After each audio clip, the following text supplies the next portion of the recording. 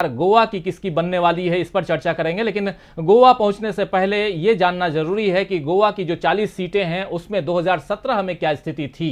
ये पहले देख लें कि 2017 में गोवा की क्या स्थिति थी, वहां पर किसकी सरकार इस वक्त है। ये आप जानते हैं कि वहां बीजेपी की सरकार है और गोवा में देखिए कि 13 सीटें बीजेपी को आई थी उस समय और 17 सीटें आई थी कांग्रेस को। 40 में से 21 सीटें बनानी थी उस समय, लेकर के सरकार बनाने के लिए 21 सीटें चाहिए थी और कांग्रेस सरकार बनाने वाली थी। आज अगर चुनाव की काउंटिंग हुई, घोषणा हो गई मतगणना के बाद कि हाँ 17 सीटें कांग्रेस के खाते में और 13 सीटें बीजेपी के खाते में और 10 अदर्स हैं, लेकिन ये 10 अदर्स के साथ बीजेपी ने खेल कर दिया। वहाँ खेला हो गया था उस समय और वो ऐसा खेला हुआ था कि कांग्रेस के वरिष्ठ नेता दिग्विजय सिंह जी अपने होटल में सोए रहे और 4 बजे वहां पर पूरा ऐसा खेला बीजेपी ने किया कि सरकार वहां कांग्रेस बनाती बनाती रह गई और बीजेपी की सरकार बन गई। लेकिन जून में वो पुरानी कहानी हो गई। अब 4.5 साल से ज़्यादा का वक्त गुजर चुका है और जून में जब हम लोगों ने ओपिनियन पोल किया था तो वहाँ की स्थिति जो हमने दिखाई थी वो सामने है। 13 से 15 सीटें, यानी कि 13 सीटें जो पिछली थी उससे एक आध सीट गेन करती हुई वहाँ बीजेपी दिखाई दे रही थी और कांग्रेस भी वहाँ गेन करती हुई दिखाई दे रही थी। 17 की जगह पे 20 से 22 सीटें, यानी अगर इसका मीन निकालें तो ये बनती हैं 21 सीटें और 21 सीटें सरकार बनाने के लिए गोवा में चाहिए और 21 सीटें आती हुई जून में दिखाई दे रही थी कांग्रेस की, यानी कांग्रेस फुल मेजोरिटी के साथ वहां पर गोवा में सरकार बनाती हुई दिखाई दे रही थी जून में, 1 महीना पहले। और अदर्स के खाते में 4 से 6 सीटें, जबकि अदर्स में वहां आम आदमी पार्टी भी काफी जोर आजमाइश कर रही है। अभी भी वहां पर आम आदमी पार्टी अपने जनाधार को मजबूत करने में लगी हुई है। लेकिन अब बढ़ेंगे आगे और यह देखने की कोशिश करेंगे कि जुलाई में, जब आज की तारीख में 31 जुलाई को हम आपके सामने ये ओपिनियन पोल लेकर आ रहे हैं, तो क्या स्थिति है गोवा की। आइए सबसे पहले गोवा के जो आज के आंकड़े हैं वो बताइए, वो दिखाइए और उसके बाद इस पर विश्लेषण करेंगे। हमारे 3 साथी स्टूडियो में मौजूद हैं। तो देखिए गोवा की आज की स्थिति ये दिखाई दे रही है कि कांग्रेस थोड़ी और मजबूत होती हुई यहां दिखाई दे रही है। 21 से 23 सीटें। अब ये आंकड़े आपके सामने 3 आंकड़े हैं, 17 के, 21 के और जून के और जुलाई के। जून में हम जहां 13 से 15 सीटें देख रहे थे, यहां अब कांग्रेस थोड़ा सा और गेन कर रही है और बीजेपी एक आध सीट और यहां पर लूज कर रही है। आखिर बीजेपी क्यों लूज कर रही है? अदर्स जो हैं वो थोड़ी सी सीटें, उसकी भी एक आध सीटें बढ़ रही हैं अदर्स के खाते में, बीजेपी यहां लूज कर रही है। आखिर क्या कारण है? प्रमोद सावंत से क्या नाराजगी है गोवा के लोगों को और क्या BJP anti incumbency factor Goa में भी झेल रही है? क्या बीजेपी किस ढंग से सरकार बनाई थी वो भी यहां लोगों को याद है, या कुछ पार्टियों के जो उनके साथ उस समय चले गए थे और खासकर जो बीजेपी में अपने आप को जिन्होंने शामिल कर लिया था, पार्टियां तो वही रहीं लेकिन विधायक शामिल हो गए थे, तो ये विधायक जो हैं उनको वो पार्टियां अलग करने के बाद अपने आप को पार्टियां जो हैं मजबूत कर पाई हैं। बहुत सारे सवाल हैं, इन सवालों के साथ हम चर्चा को आगे बढ़ाएंगे। सबसे पहले एक बार फिर से जयशंकर जी आपके पास आना चाहूँगा कि गोवा की जो हम स्थिति देख रहे हैं और इस वक्त बीजेपी की सरकार वहाँ जाती हुई दिखाई दे रही है और कांग्रेस की सरकार वहां पर वापसी हम देख रहे हैं, कांग्रेस रिटर्न्स दिखाई दे रहा है। क्या कहेंगे ओवरऑल? कांग्रेस की बारी बन गई होती, अगर दिग्विजय सिंह ने थोड़ा सा प्रोएक्टिव रोल प्ले किया होता या कांग्रेस के लोगों ने प्रोएक्टिव रोल प्ले किया होता। राजभवन जाने में देर कर दी। 10 जो अन्य विधायक जीत के आए थे, इंडिपेंडेंट्स थे या छोटे और पार्टियों के, उनके साथ अगर उनका तादाद में बन गया होता तो सरकार उनकी बन जाती, लेकिन उसमें चूक गए। और उसके बाद भारतीय जनता पार्टी ने लगातार कांग्रेस के अंदर सेंधमारी की। अब तो पता नहीं कितने विधायक कांग्रेस के पास रह गए होंगे, कहना मुश्किल है, क्योंकि अधिकतर विधायकों को तो उन्होंने खरीद लिया। यहाँ तक कि जो कांग्रेस के बहुत लोकप्रिय एक ज़माने में मुख्यमंत्री होते थे प्रताप सिंह राणे, उनके सुपुत्र विश्वजीत राणे को भी उन्होंने अपनी पार्टी में शामिल कर लिया और वो स्वास्थ्य मंत्री बना दिए गए। लेकिन जो कोरोना काल हुआ, जो खासतौर से कोरोना की जो दूसरी लहर आई, उसको लेकर के काफ़ी बदइंतजामी की शिकायतें भी आई और यहाँ तक कि जो ऑक्सीजन के अभाव में लोगों की मौत हुई, उसमें वहाँ गोवा के बारे में भी, पंजिम के जो सरकारी हॉस्पिटल्स है उसके बारे में भी रिपोर्ट्स आ रही थी और उसको लेकर के मुख्यमंत्री और उनके स्वास्थ्य मंत्री दोनों के अंदर काफ़ी कहासुनी भी हो गई थी एक समय। तो हालांकि अभी चूँकि आपस में कुछ, मेरे ख्याल से जगत प्रकाश नड्डा जी गए थे, पंजिम गए थे, तो उन्होंने शायद कुछ म्यूचुअल कराया है दोनों के बीच में। तो अब कुछ और बातें वो बोल रहे हैं, लेकिन एक समय ऐसा था कि लगा कि आपस में बहुत कन्फ्रंटेशन है। फिर दूसरा ये है कि वहाँ पर भी कई मुख्यमंत्री बदलना पड़ा इनको, भारतीय जनता पार्टी को। वो मनोहर पर्रिकर जी थे उस समय, उनके बाद फिर और किसी को लाए, फिर अभी प्रमोद सावंत को लाए। तो लेकिन इस बार ये कहा जरूर है कि प्रमोद सावंत के नेतृत्व में ही गोवा में चुनाव लड़ा जाएगा। तो ये एक तरह से सबक हो जाएगा जो कांग्रेस से मुख्यमंत्री और बनने के लिए गए थे विश्वजीत राणे जैसे खास तौर से लोगों के लिए। अब इन लोगों का क्या रोल होगा क्या नहीं, क्योंकि जब जो इधर से उधर जा सकता है वो उधर से इधर भी आ सकता है। तो अगर लगेगा कि बीजेपी का हाल बहुत अच्छा नहीं है, तो जाहिर सी बात है कि जो पुराने कांग्रेसी हैं या जो पुराने जो क्षेत्रीय दलों के लोग हैं जो इधर का नाता तोड़ के उधर चले गए थे, वो इधर भी आ सकते हैं।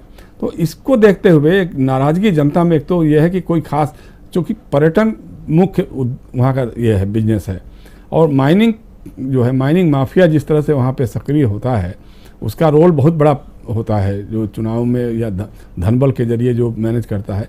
लेकिन उसके खिलाफ जनता में बड़ा आक्रोश भी होता है, क्योंकि जंगल काट करके अपना सारा ये सब करते हैं लोग। मुझे अच्छी तरह से याद है कि एक बार गोवा के एक मुख्यमंत्री थे, मैं नाम भी बता दे रहा हूँ, लुजियानो फेरेरियो। वो आए थे यहाँ दिल्ली में, गोवा सदन में डिनर पे हम लोगों की बात हो रही थी। तो मैंने उनसे यही पूछा था कि साहब वो what about mining mafia Goa. तो उन्होंने मुंह पे इसे हाथ रखा, उन्होंने कहा चर्चा मत कीजिए, पीछे खड़ा हुआ आदमी मेरे पीठ में छुरा मार देगा। और सच बता रहा हूँ मैं कि उसके कुछ ही महीने के अंदर उनकी सरकार गिर गई और वही पीछे खड़ा आदमी मुख्यमंत्री बन गया था। तो ये ताकत है वहाँ पे उन लोगों की। अभी सरकार ने भी कुछ माइनिंग का उनको दे दिया है, आदेश कर दिया है माइनिंग के लिए। तो वो सब भी है। तो उसको लेकर के जनता के बीच में, चूँकि पर्यावरण इससे नष्ट भी हो रहा है वहाँ पे, पर्यटन उद्योग काफ़ी चौपट हुआ है चूँकि कोरोना की महामारी के दौरान, और उसमें उसकी भरपाई करने के लिए प्रमोद सावंत जी की सरकार रही हो या जो भी सरकार रही हो, कुछ खास पहलकदमी उस ढंग से नहीं की हो जो गोवा के लोगों के घावों पे मरहम लगा सके। तो इन सबों की नाराज़गी अगर वाकई मतदान केंद्र तक पहुँच गई और ईवीएम पे लोगों ने दबा दिया इनके खिलाफ, तो जाहिर सी बात है कि बीजेपी के हाथ से निकल सकता है ये गोवा। हाँ, ये ज़रूर है कि अमित शाह जी और उनके जो लोग हैं, जो हिमंत बिश्व शर्मा जैसे किसी को लाएंगे वहाँ से, आसाम से ला करके और खेल पलट दे, पासा पलट दे। भाई बहुमत होते होते भी 10 विधायक खरीद लेना कोई बहुत मामूली बात, बहुत कठिन बात तो इन लोगों के लिए आज नहीं रह गया। जिस ढंग की राजनीति हमने कर्नाटका, मध्य प्रदेश, आसाम, मणिपुर, अरुणाचल प्रदेश में देखा है, तो उसी का अगर परिलक्षण यहाँ भी होता है तो फिर वही है कि फिर चुनाव वगैरह जो है ये सब प्रक्रिया फार्स हो जाएगा, इसका कोई मतलब नहीं रह जाएगा। लेकिन अभी जनमानस गोवा का भी जिस तरह से उत्तराखंड में है, उसी तरह से गोवा का जनमानस भी भारतीय जनता पार्टी के बहुत पक्ष में नहीं दिखाई दे रहा है। जी, गोवा का जनमानस भारतीय जनता पार्टी के पक्ष में बहुत दिखाई नहीं दे रहा है। और वही यहाँ हमारे जो ओपिनियन पोल में आप देख रहे हैं वो साफ यहाँ दिखाई दे रहा है कि बीजेपी की सरकार, अगली सरकार जो 6 महीने बाद चुनाव होना है गोवा में, वहाँ आती हुई आज की तारीख में ओपिनियन पोल के आधार पर दिखाई नहीं दे रही है। बीजेपी की सरकार वहाँ बनती दिखाई नहीं दे रही है, जबकि कांग्रेस जो पिछली बार भी सरकार बनाने के बहुत करीब थी, 17 सीटें कांग्रेस लेकर आई थी, लेकिन दिग्विजय सिंह की थोड़ी सी कहें तो लापरवाही कह लें, उनकी लापरवाही के कारण सरकार चली गई, या बीजेपी की सजगता के कारण बीजेपी जो है वो, जैसे कहा जाता है कि शेर के मुंह से निवाला छीन कर ले आना, वो छीन करके बीजेपी ले आई और अपनी सरकार बनाकर 5 साल से वहां पिछले 4.5 साल से गोवा में राज कर रही है। और कमोबेश यही स्थिति, कमोबेश क्या पूरी यही स्थिति मणिपुर में भी हुई थी, जैसा भी जयशंकर जी बताया। तो ओवरऑल ये जो परिस्थितियां हैं ये आप साफ देख रहे हैं कि आने वाले समय में, और जैसा एक डिस्क्लेमर के साथ में जो अभी जयशंकर जी ने बताया कि शायद अगर अमित शाह का अपना रोल और बीजेपी का जो काम करने का तरीका है उस हिसाब से रहा तो शायद फिर से बीजेपी की सरकार वहां बन जाए, अगर कांग्रेस उतनी मुस्तैदी के साथ में वहां ना जुटे तो। लेकिन ये आने वाला वक्त बताएगा कि आखिर किसकी सरकार बनती है, किसकी सरकार बचती है, किसकी सरकार जाती है। है, ये देखने वाला जो समय होगा, कालखंड होगा, वो हम सब भी देखेंगे। लेकिन आज की तारीख में ओपिनियन पोल यही कहता है कि बीजेपी की सरकार गोवा से जा रही है और कांग्रेस की सरकार आ रही है। आपका ओपिनियन चाहूंगा प्रकाश जी, गोवा को लेकर के। गोवा की परिस्थितियां बहुत हद तक आप जान रहे हैं, समझ रहे हैं, उसके बाद भी वहां बीजेपी की सरकार है। आने वाले समय में आपके पास ये जो आंकड़े हैं, ये क्या कुछ कहते हैं, क्या कहेंगे आप?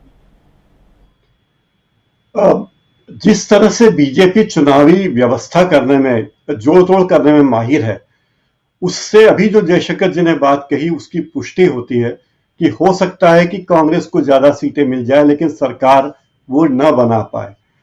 पिछली बार कांग्रेस सबसे बड़ी पार्टी थी, इस बार भी कांग्रेस बड़ी पार्टी हो सकती है। अगर स्पष्ट बहुमत आए तो और बात है, लेकिन एक बात फिर याद दिलाना चाहूंगा कि दिग्विजय सिंह की कथित लापरवाही के कारण तो बीजेपी की सरकार बनी ही।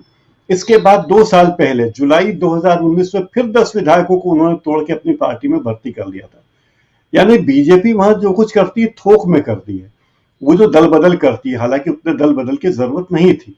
जैसे मध्य प्रदेश में बीजेपी की सरकार बन चुकी थी दल बदल के बाद, उपचुनाव के बाद, लेकिन फिर भी कांग्रेस के विधायकों को तोड़कर लाने की प्रक्रिया जारी रखी गई। वहां गोवा में सत्ता के 2 केंद्र हैं बीजेपी की सत्ता के फिलहाल। एक तो प्रमोद सावंत है, दूसरा वहां के बीजेपी के अध्यक्ष है सदानंद शेठ नलवड़े, वो तलवड़े। तो सदानंद जी भी उतने ही पावरफुल है जितने कि मुख्यमंत्री प्रमोद सावंत है।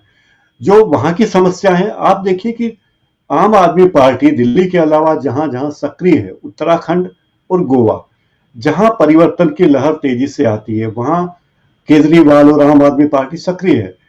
लेकिन जिस तरह की बयानबाजी केजरीवाल के खिलाफ होती है, आम आदमी पार्टी के खिलाफ होती है, उससे लगता है कि वो लड़ाई का स्तर, वहां बीजेपी का तरीका यह कि लड़ाई के स्तर को इतना नीचे गिरा दो कि सामने वाला उस स्तर तक आने में संकोच करे और फिर अपने पक्ष में माहौल बना लो।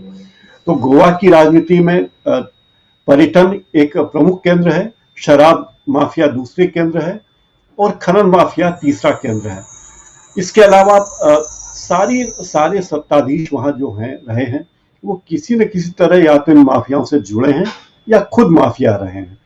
तो अब सरकार हो सकता है कांग्रेस की ज्यादा सीटें आ जाए, लेकिन बीजेपी अभी से जो जोड़ तोड़ कर रही है उसमें सरकार बनाना बीजेपी के लिए शायद आसान होगा, क्योंकि जिस तरह धन बल बाहुबल की तैयारी कर रही है, तो मुझे लगता है कि कांग्रेस के लिए चुनौतियां बहुत बड़ी है।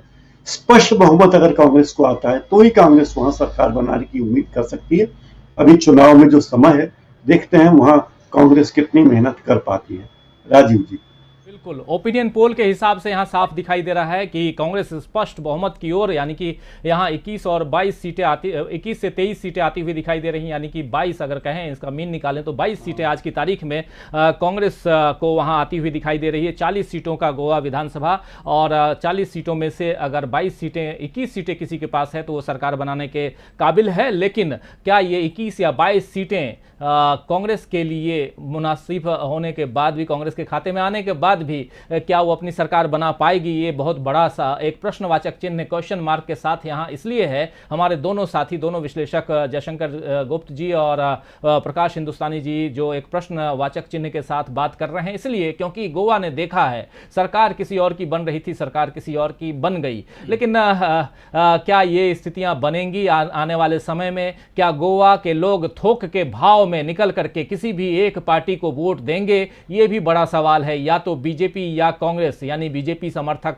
जो घटक दल हैं उनका, यानी एनडीए या यूपीए अगर कहें, या कांग्रेस के जो समर्थक दलों के साथ, ये देखने वाली बात होगी। आज की तारीख में एज का मामला दिखाई दे रहा है कांग्रेस के लिए, और 12-13 सीटों के साथ, अगर 13 सीटों के साथ अगर बीजेपी पिछली बार सरकार बना ले जाती है तो इस बार क्या ऐसी स्थिति बनेगी? लेकिन अभी ये जो ओपिनियन पोल है वो यही कहता है कि कांग्रेस की सरकार गोवा में आ रही है और बीजेपी की सरकार जा रही है। एक छोटा सा कमेंट चाहूंगा दिनेश जी आपसे भी, गोवा को लेकर के क्या कुछ परिस्थितियां वहां की हैं, आप सब अच्छी तरह से जानते हैं, फटाफट बताइए, उसके बाद हम सीधा मणिपुर की ओर बढ़ेंगे। लेकिन आपका कमेंट गोवा पे।